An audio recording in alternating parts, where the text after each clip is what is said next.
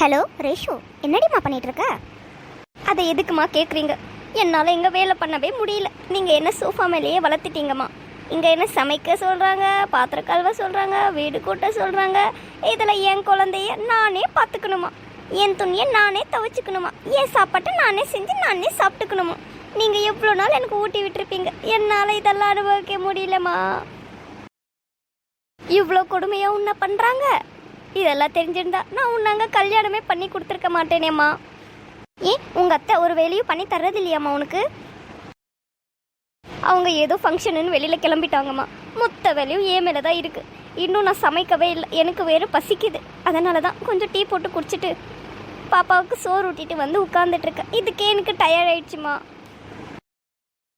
நீ ஒன்றும் கவலைப்படாத. ஏதோ ஒரு சாக்கு போட்டு இங்கே வந்து கொஞ்ச நாள் ரெஸ்ட் எடுத்துகிட்டு போ. என்ன நான் சொல்கிறது உனக்கு புரியுதா இல்லையா? என் பொண்ணை நான் பூ மாதிரி வளர்த்து கொடுத்தா புண்படுத்துகிறாங்களா? வச்சுக்கிறேன். சரிங்கம்மா, நீங்கள் சொன்ன மாதிரியே நான் செஞ்சிடுறேன். வைக்கிறேம்மா. இருக்கிற வேலையெல்லாம் முடிச்சுட்டு சாயங்காலமாக உங்களுக்கு கால் பண்ணுறேன். வரட்டும் என் பொண்ணு. 2 மாதம் அந்த பக்கம் அனுப்பாமல் இருந்தால் எல்லாம் சரியாக போயிடும். என்ன கொடுமைப்படுத்துகிறாங்க? இந்த வேலையெல்லாம் வேலைக்காரி தான் பண்ணணும். என் பொண்ணு எதுக்கு பண்ணணும்? அவள் படிக்கலையா, அறிவில்லையா, அழகில்லையா? இருக்கட்டும், வச்சுக்கிறேன். அத்தை, பிரேக்ஃபாஸ்ட் ரெடியாக இருக்கு, வந்து சாப்பிடுங்க. எனக்கு ஒரே மூட் அப்செட் ஆகிருக்குமா. நீ போய் சாப்பிடு, நான் அப்புறமா சாப்பிட்றேன். என்ன ஆச்சு அத்தை? யார் கால் பண்ணியிருந்தாங்க? ஏன் இவ்வளோ சோகமாக இருக்கீங்க? என் பொண்ணு தாம்மா கால் பண்ணியிருந்தா. அங்கே நடக்கிற கொடுமை எல்லாம் சொல்லிக்கிட்டு என்கிட்ட இவ்வளோ நேரம் புலம்பி அழுதுகிட்டு இருந்தா. அதனால தான் வந்து இங்கே கொஞ்ச நாள் இருந்துட்டு போன்னு சொல்லியிருக்கேன். அப்படி என்னத்தை கொடுமை பண்ணாங்க? ஏன் நாத்தனார? அவளே துணி துவைக்கணுமா, அவள் துணியை அவளே சமைச்சு சாப்பிட்டுக்கணுமா, அவளே துணி துவைச்சி அப்புறமா பாத்திரத்தில் கழுவிக்கணுமா, அவளே கூட்டி பெருக்கி துடைக்கணுமா, அவள் குழந்தைய அவளே பார்த்துக்க சொல்கிறாங்க. இதையெல்லாம் பார்த்தா என் மனசே ரொம்ப வலிக்குதுமா. யார்கிட்ட சொல்லி அழுவுறது சொல்லு? ஓ, இவ்வளோ கொடுமையாக பண்ணியிருக்காங்க. பாத்தியா உனக்கே எவ்வளோ கோவம் வருது. உனக்கே அப்படின்னா பெத்த வயிறு பத்தி எரியுது. நான் என்ன கொடுமை அனுபவிச்சிருப்பேன், நீயே சொல்லு. போதும், நிறுத்துங்க அத்தை. இந்த வேலையெல்லாம் நானும் தான் பண்ணுறேன். ஒரு நாள் கூட எனக்காக ஃபீல் பண்ண மாதிரியே நீங்கள் தெரியல. ஏதோ உங்கள் பொண்ணு இன்னைக்கு எல்லாமே பண்ணிட்ட மாதிரியும் அவங்க கொடுமை பண்ணிட்ட மாதிரியும் பேசுகிறீங்க. இதையெல்லாம் நடைமுறை வாழ்க்கையில் எல்லாரும் பண்ணி தான் ஆகணும். இதெல்லாம் பண்ணாமல் ஒரு நாள் வண்டி எப்படி ஓடும்?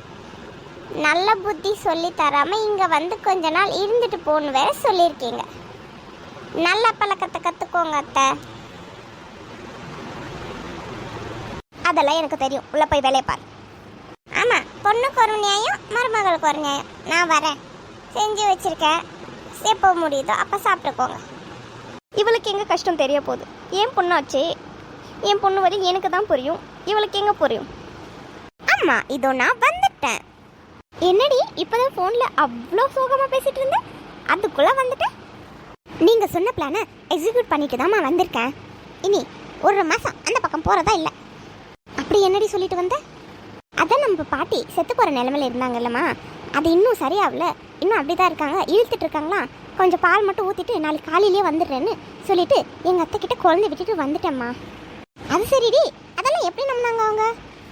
உங்கள் அத்தை வேறு ஃபங்க்ஷனுக்கு போயிருக்காங்கன்னு சொல்லிட்டு இருந்தேன். அவங்க ஏதோ பொருள் எடுக்க திரும்ப வந்தாங்கம்மா. நான் திடீர்னு ஃபோனில் காலே பேசாமல் காதில் சும்மா வச்சுட்டு கொஞ்சம் ட்ராமா பண்ணிட்டு வந்திருக்கேம்மா. சரி, சும்மா என்னை நோண்டி கேட்காம ஃபஸ்ட்டு போய் பிரேக்ஃபாஸ்ட் சாப்பிடுவோம், அப்புறமா மிச்ச கதையை பேசுவோம். என்ன சொல்கிறீங்கம்மா? வாடி என் ராசாத்தி. இந்த அம்மா புத்தி அப்படியே வந்திருக்கு உனக்கு. இந்த டேலண்ட்டை வச்சு நீ பொழைச்சிக்கணும், சரியா? ஏமாடி மருமகளே, மாமா எங்க? அடடே வாரேஷு, எப்படி இருக்க? நல்லா இருக்கா அண்ணி, நீங்கள் எப்படி இருக்கங்க? நானும் நல்லா தாண்டி இருக்கேன். உங்க அம்மா இப்பதான் ஏதோ உன்னை நினைச்சு என்கிட்ட புலம்பிக்கிட்டு இருந்தாங்க, அதுக்குள்ள இங்க இருக்க. என்ன நீங்க பேசுறத பார்த்தா நான் வரக்கூடாது என் வீட்டுக்குன்ற மாதிரி இருக்கு. அட சேச்சே, அந்த மாதிரி எல்லாம் நான் நினைப்பேனா? இது உன் வீடு, நீ எப்ப வேணா வரலாம், எப்ப வேணா போகலாம். அதுக்கெல்லாம் நான் எதுவுமே சொல்ல மாட்டேன். நானே இங்க 3வது மனுஷி மாதிரி தான் வாழ்ந்துட்டு இருக்கேன். நான்லாம் என்ன சொல்ல முடியும்? சரி, நான் பிரேக்ஃபாஸ்ட் எடுத்து வைக்கிறேன், 2 பேரும் கை கழுவிட்டு வாங்க. பாத்தியாம்மா, உன் மருமகளை நான் எதுக்கு வந்தேன்னு மாதிரியே பேசுறது. அதனால தான் நான் இந்த பக்கம் வர்றதே இல்லை. உங்களுக்காக தான் இவங்களெல்லாம் சகிச்சுக்கிட்டு உங்கள் முகத்தை பார்த்து தாம்மா நான் வரேன். அவள் அப்படி தாண்டி கொஞ்சம் என்கிட்டயே அப்படி தான் பேசிகிட்டு இருப்பா. அவள் சுபாவமே அப்படி தான். நீ அதை ஒன்றும் தப்பாக நினச்சிக்காத. சரிப்பா, சாப்பிட்டுட்டு அதுக்கப்புறம் பேசலாம். எனக்கு உங்கள் மருமக பண்ணியிருக்கிற இட்லி தோசை பொங்கல் எல்லாம் வேண்டாம். இப்போவே அண்ணாவை கூப்பிட்டு ஆட்டுக்கால், ஆட்டு சூப்பு, அப்புறமா ஆட்டு தலைக்கறி, போட்டி, ஃபிஷ், சிக்கன் எல்லாமே வாங்கிட்டு வந்து எல்லாத்தையும் கொஞ்சம் ஃப்ரை, கொஞ்சம் குழம்பு, கொஞ்சம் கிரேவி எல்லாமே பண்ண சொல்லுங்கள். நான் ஒரே தடவை மத்தியானமாக சாப்பிட்டுக்கிறேன். என்ன சொல்கிறீங்கம்மா? உனக்கு இல்லாததாடி இப்போவே கூப்பிட்றேன். டேய் ரமேஷ், வாடா இங்க. என்னடி குட்டச்சி, எப்படி இருக்க? திடீர்னு உன்னை பார்த்ததுல ரொம்ப சந்தோஷம். எங்க மாப்பிள்ளை வரலையா? இன்னும் நீ என்ன குட்டச்சின்னு சொல்கிறத விட மாட்டியா? மாப்பிள்ளை வரலன்னா என்னன்னா வந்திருக்கல, என்ன கவனி. சரி சரி, கோச்சிக்காத. டேய் ரேஷு, 2 வாரம் கழிச்சு நம்ம வீட்டுக்கு வந்திருக்காடா. அவளுக்கு ஃபிஷ்ஷு, தலைக்கறி, போட்டி எல்லாமே வேணுமா. எல்லாத்தையும் கொஞ்சம் கொஞ்சம் வாங்கிட்டு வா. எல்லாம் கொஞ்சம் கொஞ்சம் ஃப்ரை, கிரேவி எல்லாம் பண்ணி மிச்சானா ஃப்ரிட்ஜில் வச்சு நைட்டுக்கு காலையில எல்லாம் போட்டு உடம்பை தேத்தி அனுப்பணும். அவள் கொஞ்சம் வீக் ஆகிட்டு இருக்காடா அந்த வீட்டுக்கு போய். நான் செய்கிறேம்மா, வாங்கிட்டு வரேன், அதுக்கெல்லாம் ஒன்றும் இல்லை. ஆனால் லாஸ்ட்டில் ஒன்று சொன்னீங்க பார்த்தியா, வீக் ஆயிட்டா அப்படின்னு. அவள் வீக் ஒன்றும் ஆகலம்மா, இன்னொரு சுத்து குண்டா பெருத்திருக்கா, அவ்வளோதான். பாத்தியாம்மா, இவனை ஒரு டைம் கறி சோறு போடுடானா நான் குண்டாயிட்டேன்னு கிண்டல் பண்ணுறான். இதுக்கு தான் நான் இந்த வீட்டுக்கே வர்றதில்ல. நான் இப்போவே என் வீட்டுக்கே போகிறேன். கோச்சுக்காதடி குள்ளச்சி, நான் இப்போவே போய் எல்லாமே வாங்கிட்டு வரேன், சரியா? சரிடா சுருட்ட மண்டை, சீக்கிரமாக கிளம்பு. ஏன் மாடி மருமகளே, வாமா எங்க. சொல்லுங்க அத்தை, நான் எல்லா பிரேக்ஃபாஸ்ட்டும் எடுத்து வச்சுட்டேன். இன்னும் நீங்கள் வரலையா? அவள் ஏதோ கொஞ்சம் நான்வெஜ் சாப்பிடணும்னு விருப்பப்படுறா. அதனால தான் உன் புருஷன் அனுப்பியிருக்கேன். இப்போ வாங்கிட்டு வந்துடுவான். நீ கடன்னு அதுக்கு என்னென்ன தேவையோ எல்லாமே ரெடி பண்ணி வச்சுக்கோ. 1 மணி நேரத்தில் எல்லாமே ரெடியாக இருக்கணும். பாவம் உன் நாத்தனை கொஞ்சம் மெலிஞ்சு போயிட்டுருக்கா. அவளை நாம் தானே தேத்தணும். நானும் தான் ஒல்லியாயிட்டே போகிறேன். எனக்கு ஒரு நாள் கறி சோறு போடணும்னு உங்களுக்கு தோணலையாட்ட? நான் எப்போவுமே என் பொண்ணை மருமகளை ஒரே விதமாக தான் பாப்பா, ஒரே விதமாக தான் நடத்துவேன். நீ அந்த மாதிரியெல்லாம் மனசில் நினச்சிக்காதடி மருமகளே. நான் நேற்றே வாங்கிட்டு வர சொன்னேன் உன் புருஷனுக்கு. அவன் தான் மறந்துட்டான் போல. அதனால தான் இன்னைக்கு அவன் தங்கச்சி வந்த சாக்கில் நம்ம எல்லாரும் சாப்பிட்டுக்கலாம்ல. என்ன சொல்கிற? என்னம்மா புழுகுது இந்த கிழவி. சரி, நீ போய் எல்லாமே ரெடி பண்ணி வச்சுக்கோ, சரியா? பாத்தியாம்மா, உன் மருமகளுக்கு நான் இந்த வீட்டுக்கு வந்ததே பிடிக்கல. அதனால தான் அவள் ஜாடமடியாக பேசிட்டு போகிறாமா. அப்படியெல்லாம் ஒன்றும் கிடையாதுடி ரேஷு. நீ அதெல்லாம் எதுவும் மனசில் போட்டு குழப்பிக்காத, சரியா? ஆமாம்மா, அண்ணி வந்த உடனே அண்ணன் மாறிட்டான் தெரியுமா. எனக்கு இப்போல்லாம் டெய்லி கால் பண்ணிட்டு இருந்தவன் 2 வீக்ஸ் ஒன்ஸ் தான் கால் பண்ணுறான் தெரியுமா உங்களுக்கு. அவன் எவ்வளோ தாராளமாக இருந்தாமா. எனக்கு உனக்குன்னு எப்போ பண்டிகை வந்தாலும் எல்லாமே ட்ரெஸ்ஸு புடவைன்னு எடுத்து கொடுப்பான். இப்போ அண்ணி வந்ததுக்கப்புறம் அன்னிக்கு மட்டும்தான் வாங்கி தரான். நம்மளெல்லாம் கண்டுக்கிறதே இல்லை தெரியுமா. அவனுக்குன்னு இப்போ ஒரு குடும்பம் வந்துடுச்சுடி. இப்போவும் நம்ம அவனை போய் கேட்கறது அவ்வளோ நல்லாவா இருக்குது? உனக்கு என்ன குறைச்சல்? மாப்பிள்ளை வாங்கி தராரு, நான் வாங்கி தரேன், அப்பாவும் வாங்கி தராரு. அப்புறம் என்னதான் இருந்தாலும் தங்கச்சிங்களுக்கு அண்ணன் வாங்கி தர்றதே ஒரு சுகந்தனமா, ஒரு சந்தோஷம். அதெல்லாம் மனசில் போட்டு குழப்பிக்காத ரேஷு. அது கூட பரவாயில்லம்மா. அண்ணி இப்போல்லாம் சுடி போட்டுட்டு போனால் ஷால் கூட போடுறதில்ல, அப்படியே ஸ்டேட்டஸ் போடுறாங்க தெரியுமா.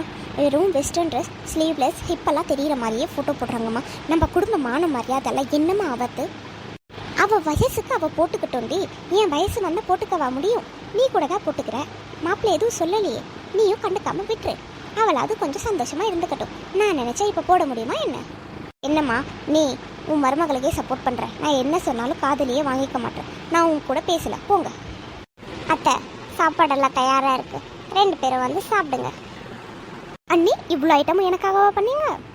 ஆமாம் ரேஷு, உனக்காக தான் பண்ணியிருக்கேன். சாப்பிட ரிவ்யூ சொல்லு பார்க்கலாம். இன்னும் கொஞ்சம் மட்டன் வெந்திருக்கணும் அண்ணி. அப்புறம் சிக்கனில் கொஞ்சம் உப்பு குறைவாக இருக்குது. பிரியாணி நல்லாயிருக்கு. அப்புறமா பாயாசம் கொஞ்சம் கட்டி ஆயிடுச்சு. மற்றபடி எல்லாமே நல்லா தான் இருக்கு. நீ நல்லா இருக்குன்னு சொன்னாதான் நான் ஆச்சரியப்படணும். இதுக்கெல்லாம் எதுக்கு ஆச்சரியப்படணும் சொல்லு. என்ன இருந்தாலும் என் பொண்ணு இதை விட நல்லா சமைப்பா மருமகளே, தெரியுமா உனக்கு? கல்யாணத்துக்கு முன்னாடி எல்லாம் அவள் தான் எல்லாமே பண்ணிப்பா வீட்டில். 3 டைம் சாப்பாடுலேருந்து க்ளீனிங்லேருந்து எல்லாமே பண்ணிக்கிட்டு நான் ரொம்ப ரெஸ்ட் எடுத்துகிட்டு இருந்தேன். ஆமாம் அத்தை, கல்யாணத்துக்கு முன்னாடி அவங்க பண்ணிகிட்டு இருந்தாங்க, நீங்கள் ரெஸ்ட் எடுத்துகிட்டு இருந்தீங்க. இப்போ நான் பண்ணிகிட்ருக்கேன், இப்போ நீங்கள் ரெஸ்ட் எடுத்துகிட்டு இருக்கீங்க. 2த்துல பெரிய வித்தியாசம் ஒன்றும் இல்லை. உங்கள் வெளியே யாரோ ஒருத்தர் பண்ணிக்கிறாங்க, அவ்வளோதான். கண்டுபிடிச்சிட்டா போல, சிரிச்சுட்டே சமாளிப்போம். சரி சரி மருமகளே, நீ போய் ரசம் சாதம் எடுத்துகிட்டு வாப்போம். நீ நல்லா ஒழுங்காக சாப்பிட்றி, உடம்ப தேத்துடி. டேய் அண்ணா, இங்கே கொஞ்சம் வாடா. சொல்லடி குட்டச்சி, என்ன வேணும்? எனக்கு கொஞ்சம் ட்ரெஸ்ஸஸ், சாரீஸ் எல்லாமே ஷாப்பிங் பண்ணணும்டா. சரி, நான் சாயங்காலமாக கூட்டிகிட்டு போகிறேன். சரியா? இப்போ எனக்கு கொஞ்சம் வேலை இருக்குது, போய் முடிச்சுட்டு வந்துடுறேன். என்ன அண்ணி, எங்கள் அண்ணாவை நீங்கள் ரொம்ப நல்லபடியாக மாற்றிட்டீங்க போல. அப்படியா? என்ன மாற்றிட்டேன்? முன்னாடியெல்லாம் நான் கூப்பிட்ட உடனே ஷாப்பிங் வருவான் தெரியுமா? எனக்கு நான் எவ்வளோ வேணால் செலவு பண்ணுவான். ஆனால் இப்போல்லாம் சிக்கனமாக ஆயிட்டான்.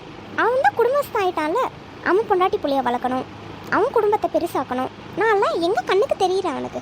ஆனால் நீங்கள் நல்லபடியாதான் என் அண்ணாவை செதுக்கிருக்கீங்க அண்ணி. அப்படியா சொல்கிற? ஆமாம், செதுக்கி சிலையாக வெடிச்சிருக்கீங்க. சரி, நான் சாயங்காலமாகவே ஷாப்பிங் போய்க்கிறேன் அண்ணி, நீங்கள் போய் வேலையை பாருங்கள். என்னங்க உங்கள் தங்கச்சி நான் ஏதோ உங்களை மாற்றிட்டேன் கஞ்சத்தனமா அப்படின்னு ஏதோ என்னை புரளி பேசிட்டு போகிற மாதிரி தெரியுது. ஏய், அவள் உன்னை சும்மா கலாய்ச்சிருப்பாடி. அவகிட்ட அந்த கெட்ட எண்ணமே இல்லை தெரியுமா? நீங்கள் தான் உங்கள் தங்கச்சியை மெச்சிக்கணும். நான் வரேன். சரிங்க நீ, நான் வந்து 2 வாரத்துக்கு மேலே ஆயிடுச்சு. எங்கள் அத்தை, எங்கள் மாமா, என் புருஷன் எல்லாம் கால் பண்ணி குழந்தைய பார்த்துக்கணும் வா அப்படின்னு கூப்பிட்டுட்டாங்க. நான் கிளம்புறேன் அண்ணி. சும்மாவா போகிற? இங்கே இருக்கிறதுல எல்லாத்தையும் ஒன்று தரேன், எல்லாமே எடுத்துகிட்டு போ. ரேஷு, நானே கேட்கலான்னு நினச்சேன், நீங்களே சொல்லிட்டீங்க. ஆமாம், புதுசாக ஏதோ டபரா செட்டெல்லாம் வாங்கி வச்சுருக்கிறதா சொன்னாங்க எங்கள் மம்மி. காமிங்க பார்க்கலாம், என்ன கலெக்ஷன்ஸ் வச்சுருக்கீங்கன்னு. இதோ இங்கே இருக்கிற பித்தளை சாமானெல்லாம் தான் நான் வாங்கி வச்சுருக்கேன். எது வேணுமோ எடுத்துகிட்டு போ. அண்ணி, உங்களுக்கு எவ்வளோ பெரிய மனசு, நான் எல்லாமே எடுத்துகிட்டு போகிறேன். உங்களுக்கு வேணும்னா நீங்கள் அகைன் வாங்கிக்கோங்க, சரிங்களா? அப்புறம் இந்த சோஃபாவும் ரொம்ப அழகாக இருக்குது, இதையும் நான் எடுத்துகிட்டு போகிறேன் அண்ணி. நீங்கள் இன்னொன்று வாங்கிக்கோங்க. அப்புறம் நீங்கள் புது கலெக்ஷன் சாரீஸ், சில்க் சாரீஸ், அப்புறமா பனாரஸ் எல்லாமே கலெக்ஷன்ஸ் வச்சுருக்கீங்கன்னு அம்மா சொல்லிட்டு இருந்தாங்க. காமிச்சிங்கன்னா எனக்கு எது வேணுமோ ஒரு 4 எடுத்துகிட்டு போவேன். என்ன சொல்கிறீங்க நீ? உனக்கு இல்லாததா ரேஷு, வந்து எவ்வளோ வேணுமோ எடுத்துகிட்டு போ. சே, இந்த மாதிரி ஒரு அண்ணி யாருக்கு கிடைக்கும்? நான் கொடுத்து வச்சிருக்கணும் தெரியுமா?